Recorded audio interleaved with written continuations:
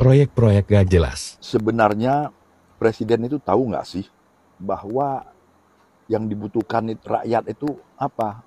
Makan, pekerjaan, ya, pertanian yang hasil buminya laku dijual, ya, bisa sekolahin anak-anak, kalau sakit bisa berobat secara mudah, murah dan mudah, gitu ya.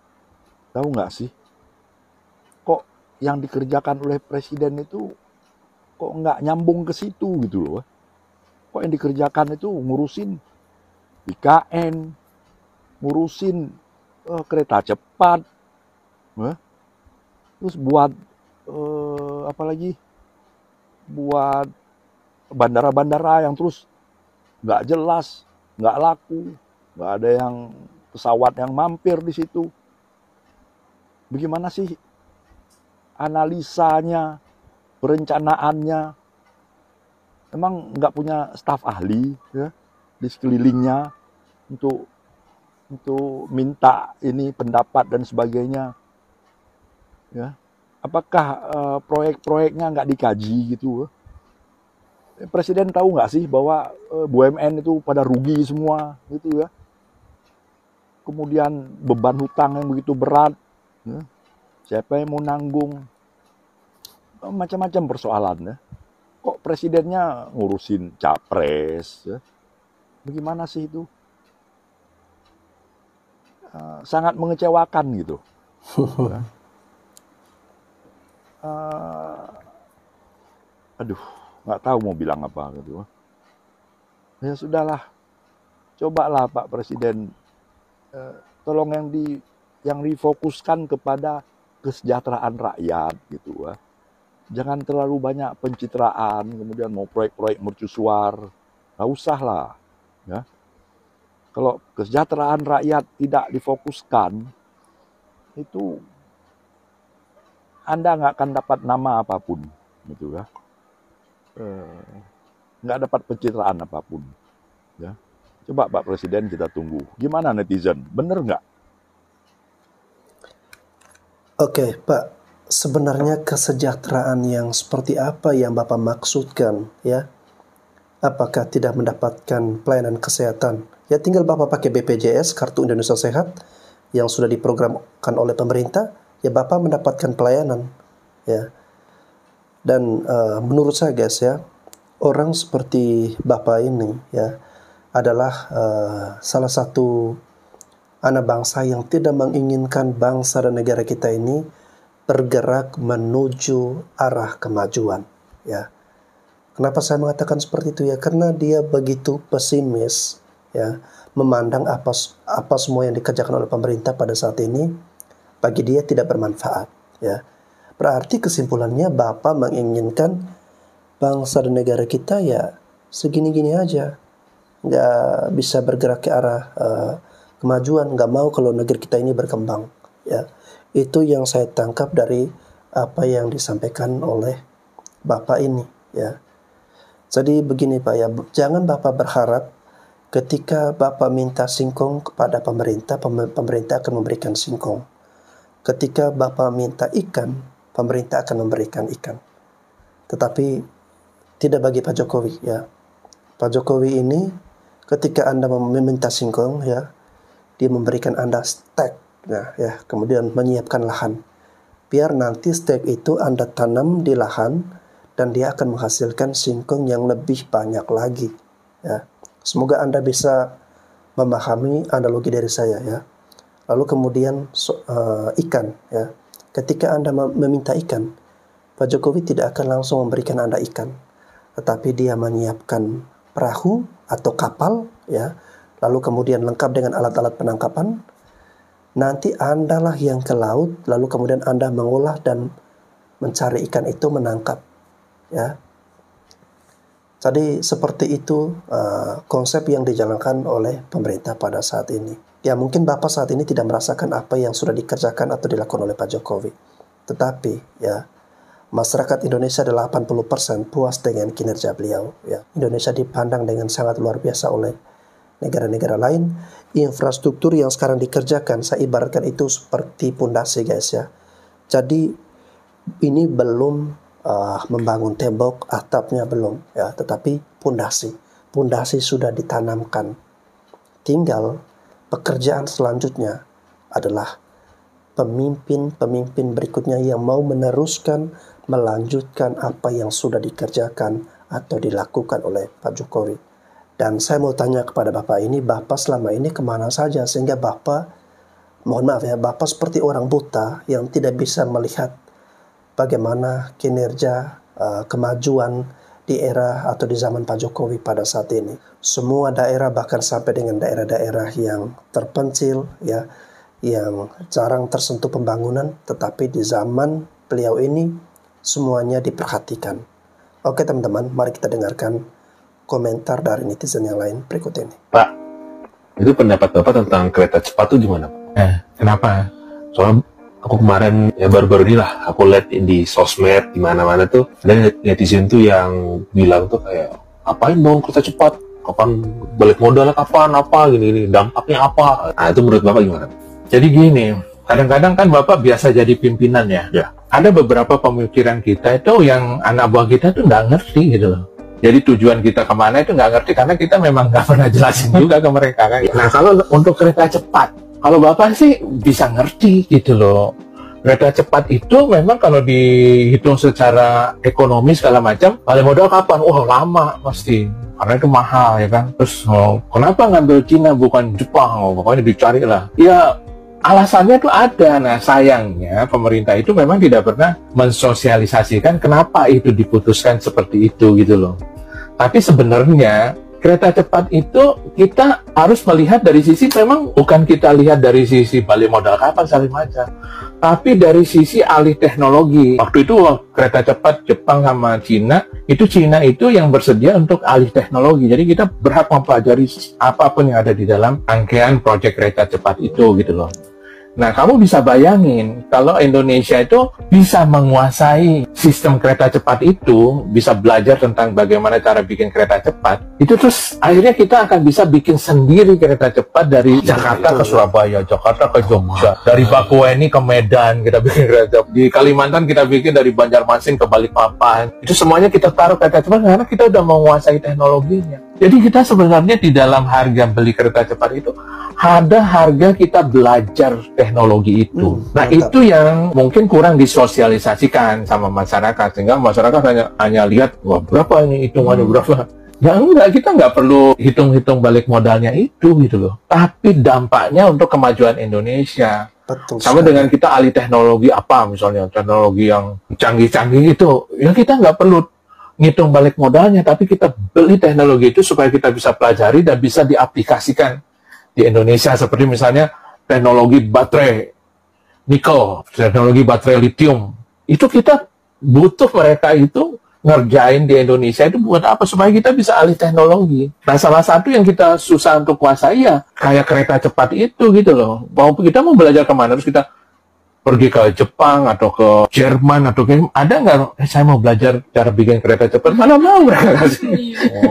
Oh, rahasianya gitu ya. Iya, jadi kadang-kadang memang gitu. Apa yang dipikirkan seorang pemimpin itu tidak bisa dipahami sama rakyat atau anak buah di bawahnya, itu kadang-kadang Betul sekali. memang nggak tersampaikan ke situ gitu. Jadi seperti itu sih. Nah. Wow, luar biasa ya. Saya baru mendapatkan pengetahuan yang bagus dari Bapak ini. Saya sangat berterima kasih guys ya. Jadi jangan dilihat kereta cepat itu dari sisi balik modalnya kapan ya. Tetapi ilmunya itu yang mahal guys ya. Kita bisa belajar bagaimana membuatkan kereta cepat ini, sehingga ya suatu saat nanti bukan hanya kereta cepat dari Bandung ke Jakarta, tetapi kita sudah bisa mandiri membuat kereta cepat sendiri. Kita terapkan di daerah-daerah lain, misalnya dari Bandung ke Surabaya, atau dari Surabaya ke Jogja, Jogja ke Malang, ataukah bisa diterapkan ke di luar Pulau Jawa, misalnya di Kalimantan, ataukah di Sumatera, atau bisa juga di Papua kah, di Sulawesi ya, atau juga bisa di Bali atau di NTT. Amin. Sedulurku sekalian, dalam kunjungan ke Chengdu, Cina, Jokowi menawarkan pada pengusaha Cina untuk berinvestasi pada lahan 34.000 hektar di IKN Nusantara pada sektor usaha di sektor kesehatan dan pendidikan. Di samping itu, Jokowi memutuskan untuk meminta Cina menyusun detail desain ibu kota negara Nusantara di Kalimantan Timur itu. Sontak, keputusan ini disayangkan banyak warganet. Ada yang mengaitkan dengan sistem keamanan negara maupun dengan kecenderungan Jokowi terhadap bantuan Cina. Yang penting untuk dicatat, IKN itu tidak hanya berisi gedung-gedung pusat pemerintahan, tapi juga pusat pertahanan dan keamanan suatu negara. Ibu kota negara adalah pusat paling penting di suatu negara. Kalau desainnya diserahkan ke Cina, maka ini seakan menyerahkan rahasia negara ke Cina. Kita tentu khawatir Cina akan merancang sistem pertahanan dan persenjataan, dan dampaknya nanti rakyat hanya akan menyaksikan kekuasaan negara lain di tanah airnya sendiri. Dari perspektif ilmu pertahanan, salah satu pertimbangan penetapan ibu kota adalah pengendalian keamanan nasional. Termasuk di dalamnya adalah pengendalian pertahanan negara dan juga sebagai markas komando militer. Hal yang sangat-sangat strategis, kok desainnya diserahkan kepada pihak lain? Apa nggak bahaya itu? Sadari ini semua. Ya, kalau Bapak bisa mendesainnya, silakan ajukan proposal kepada pemerintah agar nanti biar pakai desain Bapak aja yang hebat itu. Jadi untuk membangun sebuah ibu kota seperti IKN Nusantara ini, ya, itu membutuhkan biaya yang sangat besar dan master plan yang harus tersusun dengan rapi, dengan baik, agar sesuai ya dengan rencana awal untuk menjadikan IKN ini sebagai sebuah kota pintar, ya, kota hijau, kota yang berteknologi canggih, ya. Oleh karena itu kita membutuhkan kerjasama dengan negara lain, guys, ya, yang sudah lebih maju teknologinya, ya. Jadi kalau misalnya Bapak punya teknologi yang lebih maju dari Cina, ya silakan Bapak bawa itu ke pemerintah, biar nanti pemerintah percayakan kepada Bapak. Tetapi kalau Bapak nggak punya, ya, mending Bapak diam aja, serahkan kepada pemerintah, biarkan pemerintah yang menjalankan, karena pemerintah lebih tahu apa yang terbaik bagi bangsa dan negaranya. Saya yakin Pak Jokowi ini bukan tipikal orang yang serakah, orang jahat yang mau menjual bangsa dan negaranya ke negara lain, ya. Sudahlah, turun dari istana Pak Jokowi, malu sudah. Untuk Anda yang menginginkan Presiden Joko Widodo turun dari jabatannya, dan untuk kalian yang berusaha melengsarkan Presiden Jokowi, serta untuk kalian yang berusaha melakukan pemakzulan terhadap Presiden Joko Widodo, saya ingin bertanya, apakah kalian tahu syarat seorang presiden itu bisa dilengsarkan? Jika tidak tahu, stop narasi lengsarkan Jokowi. Baik, di sini saya akan memberitahukan kepada kalian semua.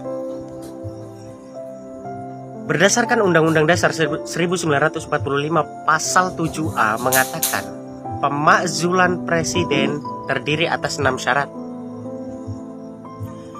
Presiden hanya dapat dilengsarkan jika terbukti melakukan pengkhianatan terhadap negara. Apakah kalian punya bukti kalau Presiden Joko Widodo itu melakukan pengkhianatan terhadap negara ini? Jika tidak punya, maka stop narasi lengsarkan Jokowi. Yang kedua, melakukan korupsi. Apakah kalian punya bukti kalau Presiden Joko Widodo melakukan korupsi? Jika tidak, maka stop narasi lengsarkan Jokowi. Yang ketiga, melakukan penyuapan. Apakah kalian punya bukti kalau Presiden Joko Widodo itu melakukan penyuapan? Jika tidak, maka stop narasi lengsarkan Jokowi. Yang keempat, melakukan perbuatan tercela. Apakah kalian punya bukti Presiden Joko Widodo melakukan perbuatan tercela? Jika tidak, maka stop narasi lengsarkan Jokowi. Yang kelima, terbukti melakukan tindak pidana berat. Apakah kalian memiliki bukti Presiden Joko Widodo melakukan tindak pidana berat? Jika tidak, maka stop narasi lengsarkan Jokowi. Yang terakhir, terbukti tidak memenuhi syarat sebagai seorang presiden. Apakah kalian punya bukti kalau Presiden Joko Widodo tidak memenuhi syarat menjadi seorang presiden? Jika tidak, maka stop narasi lengsarkan Jokowi. Dan jika kalian tidak tahu syarat-syarat menjadi seorang presiden, maka dalami lagi dan pelajari lagi apa-apa saja syarat-syarat menjadi seorang presiden. Dan perlu kalian tahu, Presiden Joko Widodo telah memenuhi syarat menjadi seorang presiden. Jadi tidak ada alasan kalian untuk melengsarkan Presiden Joko Widodo. Adapun perpu yang dibuat oleh Presiden Joko Widodo itu bukan syarat dan alasan untuk melengsarkan Presiden Joko Widodo. Salam waras, salam NKRI, merdeka. Assalamualaikum. Wow, luar biasa sekali ya anak muda yang satu ini, yang selalu berkarya dengan viti-viti sederhana lewat TikTok guys ya. Oke, bagi kalian yang menginginkan Pak Jokowi ini untuk dilengsarkan ya, Pak Jokowi pasti lengser ya, dengan catatan setelah nanti terpilih presiden terbaru dan dia sudah selesai masa jabatannya ya.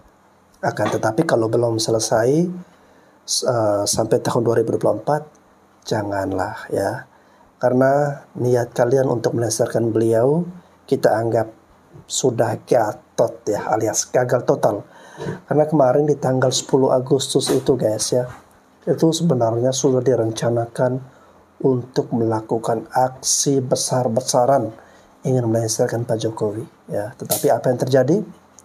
Pak Jokowi malah nggak menanggapi, beliau malah lagi berwisata ya, melihat kereta api, fokus bekerja sambil nyantai-nyantai dengan para artis-artis ya, yang akhirnya membuat beberapa tokoh yang kemarin tambah sakit hati ya, yang menginginkan Pak Jokowi ini untuk segera diturunkan atau dilengsarkan.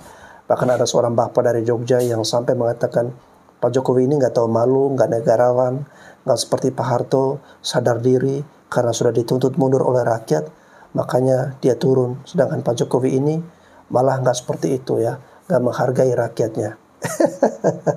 Rakyat yang mana ya, kalau cuma segelintir mah nggak ada bandingannya dengan 80% masyarakat yang puas dengan kinerja dari Pak Jokowi ya. Jadi bersabar saja guys ya, karena tanpa perlu capek-capek buang-buang energi untuk melengsarkan segala macam, Pak Jokowi nanti akan selesai, dia akan turun dari masa jabatannya. Salam NKRI. Hai buat kalian yang demo tanggal 10 Agustus kemarin, gimana? Udah berhasil memakzulkan Pak Jokowi? Mana yang katanya people power, jihad fisabilillah?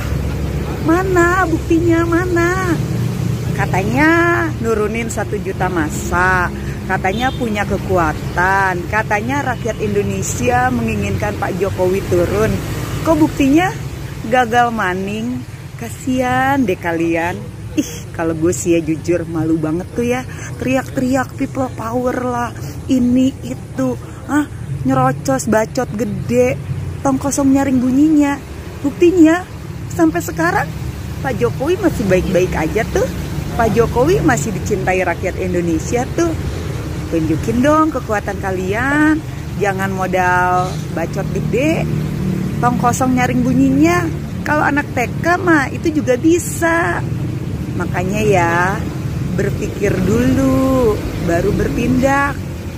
Mikir ya, yang teriak-teriak katanya Jokowi bisa miskinin rakyat Indonesia. Buktinya rakyat Indonesia fine-fine aja tuh, tidak merasa dimiskinkan. Kasihan ya lu pada ya. Malu apa kata dunia. Oke? Salam NKRI. People power berubah menjadi upil power ya, karena mengharapkan akan menurunkan jutaan masyarakat, tetapi yang datang ya itu hanya seupil. Makanya people power menjadi upil power. Tahukah Anda kalau hingga Maret 2023 kemarin utang luar negeri Indonesia sudah... Tahukah Anda jika video ini cukup menyesatkan? Mengapa demikian? Karena begini, ketika dalam video ini disampaikan jumlah total hutang negara, seharusnya dia juga menyampaikan pertumbuhan ekonomi karena hutang tersebut. Itu satu. Yang kedua, kelasan Metro TV menggunakan analogi apabila hutang negara tersebut ditanggung oleh jumlah penduduk Indonesia per kepala. Itu lucu banget anjir, kelasan Metro TV menggunakan analogi yang sedemikian aneh. Dan hebatnya, lucunya, anehnya, dan itu disetujui dengan ribuan orang yang ada di kolom komentar. Itu kayak anjir, lu parah banget, serius. Karena kalau kita boleh lebih realistis dan mungkin berimbang ya, ketika kita membicarakan hutang negara, seharusnya kita membicarakan dampak pertumbuhan ekonominya. Kita harus mempelajari dulu GDP dan PDB-nya, sehingga kira-kira utang tersebut berbahaya atau enggak untuk negara kita gitu. Yaudah, mungkin itu yang gue sampaikan. Kalau nggak setuju boleh komentar. Ya, karena Metro TV itu kan televisinya Surya Paloh ya. Surya Paloh mendukung Anies Baswedan. Itu artinya ya, informasi yang disajikan itu akan, ya kamu tahulah ya, pasti menyenggol atau menyerang pemerintah saat ini. Dia meletakkan jabatannya. Dia memilih berhenti dari jabatan. Oke Mbah, mohon maaf sebelumnya kalau saya tidak pakai boso kromo. Saya pakai boso ngoko campuran saja. Karena di mata saya, jenengan adalah orang tua yang tidak patut untuk dijadikan contoh. Artinya, bukan saya melihat sampean benci Pak Jokowi dan mendukung Anies, bukan itu. Tapi selaku orang tua, seharusnya sampean yang mengerti tentang sejarah, apalagi sampean orang Solo, harusnya paham betul. Dan sesakit apa hati sampean sampai begitu bencinya kepada Pak Jokowi? Itu pertanyaan saya. Dalam argumen sampean bahwa Pak Jokowi bukan seorang negarawan. Pikirin Mbah, pikirin kalau bukan seorang negarawan, tidak dipilih oleh mayoritas rakyat Indonesia. Dan itu terbukti dengan menjadi presiden. Berartinya beliau dipilih, disukai banyak orang. Terlebih berdasarkan survei-survei sekarang, kesukaan terhadap Pak Jokowi luar biasa. Dan hanya Pak Jokowi yang mendapatkan predikat itu. Ingat, iku Mbah yo. Sekali lagi, terus sampean bandingkan Pak Harto lengser, ya, meninggalkan jabatannya untuk menghindari pertumpahan darah.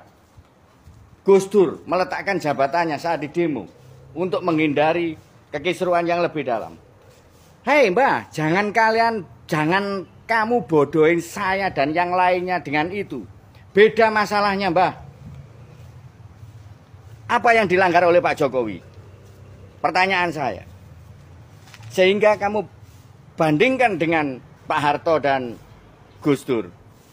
Gus Dur pun ya diturunkan itu semata-mata karena golongan sampean. Amin Rais CS sekarang jadi golongannya sopan, gak golongannya sampean. Oleh karena itu mohon maaf jika saya tidak menghargai sampean selaku orang tua. Karena sampean tidak memberikan atau malah mendinginkan suasana yang sekarang mulai bergelak. Tapi sampean malah ngompori dengan kepentingan-kepentingan yang kamu punya. Kepentingan-kepentingan yang golongan kamu punya. Ingat Mbah, sampean sudah sepuh. Ya. Berpikirlah objektif, opo sing mbok goleki? Masih kurang apa lagi?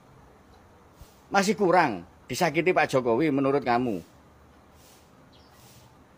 Carilah makan dengan kemampuan kamu. Anak-anakmu saya yakin pasti sudah berhasil. Minta pada anak-anakmu kalau tidak bisa makan. Jangan menjual rasa nasionalisme kamu, patriotisme kamu, hanya demi sesuap nasi. Jadilah orang tua yang menjadi panutan, Mbah. Ya. Saya selaku yang masih muda ini aja, siapapun saya berusaha untuk menghargai. Selama itu objektif. Sisi bagusnya Pak Anies tetap saya pakai. Sisi bagusnya Amin Rais tetap saya pakai. Tapi kalau sudah menghujat, mencaci maki, ingat sampean wong Solo yang dikenal lemah lembut alus loh Mbak. Jangan kau nodai dengan kepentingan-kepentingan pribadi kamu. Dan kalau Pak Jokowi di saat di demo, dia asik naik MRT bersama artis-artis. Ya, saya setuju itu. Kenapa? Demomu tidak murni. Demomu tidak semata-mata memperjuangkan undang-undang ketenaga kerjaan. Tapi kau tunggangi dengan mundurnya Pak Jokowi. Ingat, mantap ini. Nek wong Solo melok kobong ambek omonganmu, Mbah. Dintekno lho sampean iku engko. Ya, jadilah orang tua yang santun, yang jadi panutan, jadi contohan, percontohan, jadi generasi muda seperti saya. Ingat itu, Mbah. Sekali lagi, opo sing mbok goleki? Dengan begitu membenci pemerintahan Pak Jokowi, kurang apa? Atau sampean gak keduman proyek? Atau sampean karena gak mbolo dulu proyeknya malah dilindes sekarang? Itu salah kamu sendiri, jangan salahkan pemerintahannya. Mudah-mudahan dengan apa yang saya sampaikan ini, sampean sedikit terbuka hati sampean. Salam dari Sorsawu, Bakul Kembang, dan tetap semangat buat konco-konco yang sak frekuensi. Terima kasih. Wow, luar biasa guys ya. Ini terkait dengan video yang sudah saya reaksi sebelumnya ya. Ada seorang bapak-bapak dari Solo yang dia kecewa dengan sikap Pak Jokowi di hari demo pada tanggal 10 Agustus kemarin, di mana ketika banyak orang yang melakukan aksi demo, Pak Jokowi malah berfoto-foto dengan artis melihat kereta cepat ya. Jadi begini guys ya, karena Pak Jokowi ini orangnya fokus kerja, dan juga dia sudah tahu ya buat apa meladeni demo yang mohon maaf ini tidak murni lagi untuk menyampaikan aspirasi masyarakat atau aspirasi dari buruh, yakni undang-undang tenaga kerja Omnibus Law. Tetapi kita lihat yang datang di situ melakukan orasi itu ada kelompok-kelompok sakit hati ya, kelompok-kelompok yang mereka sebelumnya sudah membuatkan acara-acara planning untuk people power, untuk memaksulkan Pak Jokowi, untuk menggulingkan Pak Jokowi ya. Coba kemarin demo benar-benar murni ya, tidak ada embel-embel kepentingan yang lain, toh untuk undang-undang tenaga kerja Omnibus Law ya pasti akan dihargai. Tetapi itu kan ditunggangi dengan orang-orang yang memang pengen ya apapun caranya Pak Jokowi ini harus digulingkan, harus dimaksulkan. Nah inilah yang mungkin tidak digubris oleh Pak Jokowi ya. Lagi pula ya menurut saya kita tinggal menunggu aja ya, karena sebentar lagi Pak Jokowi akan selesai ya masa jabatannya dan dia akan turun sebagai Presiden Republik Indonesia. Tinggal nanti menjadi PR, tugas tanggung jawab pada Presiden yang baru untuk melanjutkan semua yang sudah dikerjakan oleh pemerintah pada saat ini. Fokus ya, kita fokus ke masa depan Indonesia yang lebih baik ya, meskipun harus melewati kerikil ya, melewati jurang, tebing, gunung, bukit, lembah, tetapi kita tetap bergerak menuju arah masa depan Indonesia yang lebih baik. Terima kasih teman-teman yang sudah menyaksikan video ini. Sampai jumpa lagi di konten-konten selanjutnya.